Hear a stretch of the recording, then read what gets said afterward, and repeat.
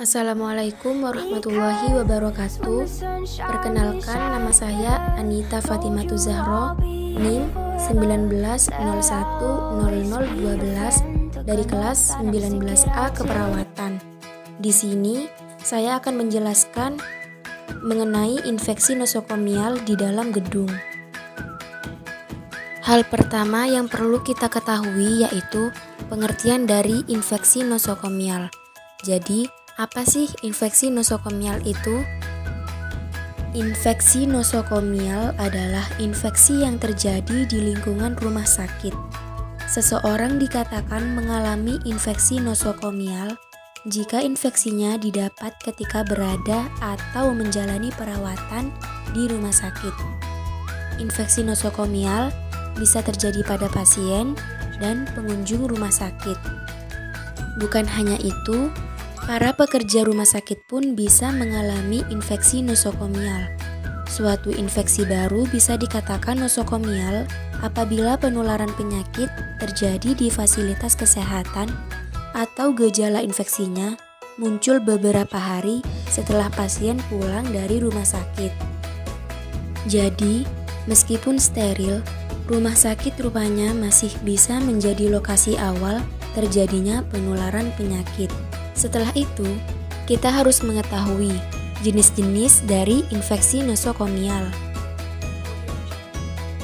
Yang pertama ada infeksi aliran darah primer, yang kedua ada pneumonia, yang ketiga ada infeksi saluran kemih, dan yang terakhir infeksi luka operasi.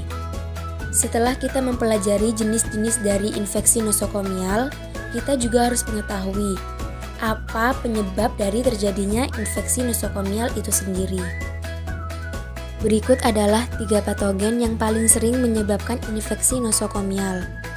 Yang pertama ada bakteri, yang kedua ada virus, dan yang ketiga ada parasit jamur. Di antara ketiganya, yang paling banyak ditemukan yaitu bakteri. Karena bakteri adalah patogen utama yang paling banyak ditemukan pada kasus infeksi nosokomial. Beberapa bakteri terdapat secara alami di dalam tubuh pasien, kemudian infeksi terjadi karena kekebalan tubuh pasien mulai menurun. Adapun jenis-jenis bakteri yang mengakibatkan infeksi nosokomial. Selain bakteri, virus juga termasuk penyebab utama infeksi nosokomial. Sebanyak 5% kasus infeksi rumah sakit disebabkan oleh virus. Adapun jenis-jenis virus yang dapat menyebabkan infeksi nosokomial sebagai berikut. Yang terakhir yaitu parasit jamur. Jadi, orang yang imunnya rendah juga rentan terkena infeksi oleh parasit jamur di rumah sakit.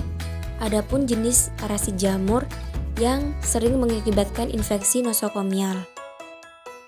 Nah, setelah tadi saya telah menjelaskan jenis dan penyebab dari infeksi nosokomial, sekarang saya akan menjelaskan bagaimana rantai infeksi nosokomial itu terjadi. Rantai infeksi nosokomial yang pertama berawal dari agen infeksius. Jadi, agen infeksius adalah sesuatu yang bisa membuat kita sakit. Contohnya yaitu mikroorganisme seperti bakteri, jamur, dan virus.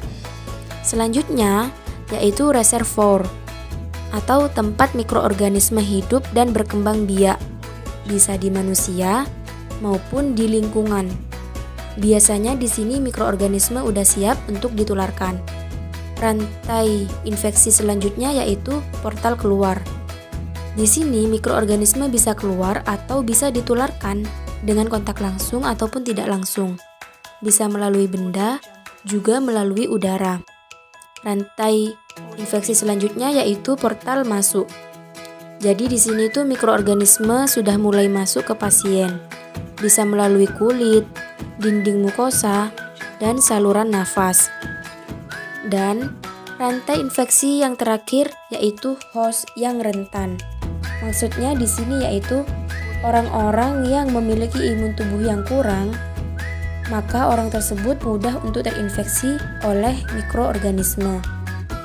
Pembahasan terakhir yang akan saya bahas yaitu pencegahan dari infeksi nosokomial itu sendiri.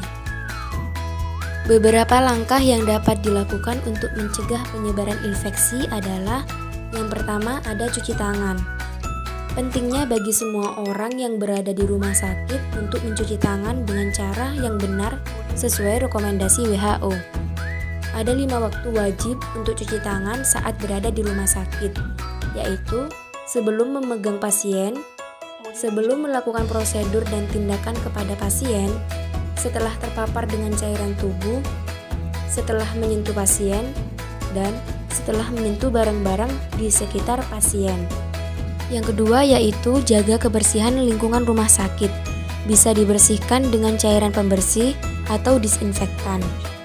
Yang ketiga yaitu gunakan alat sesuai dengan prosedur. Tindakan medis dan penggunaan alat atau selang yang menempel pada tubuh seperti infus atau alat bantu lainnya bisa digunakan dan dipasang sesuai dengan SOP yang ada. Yang keempat yaitu tempatkan pasien beresiko di ruang isolasi.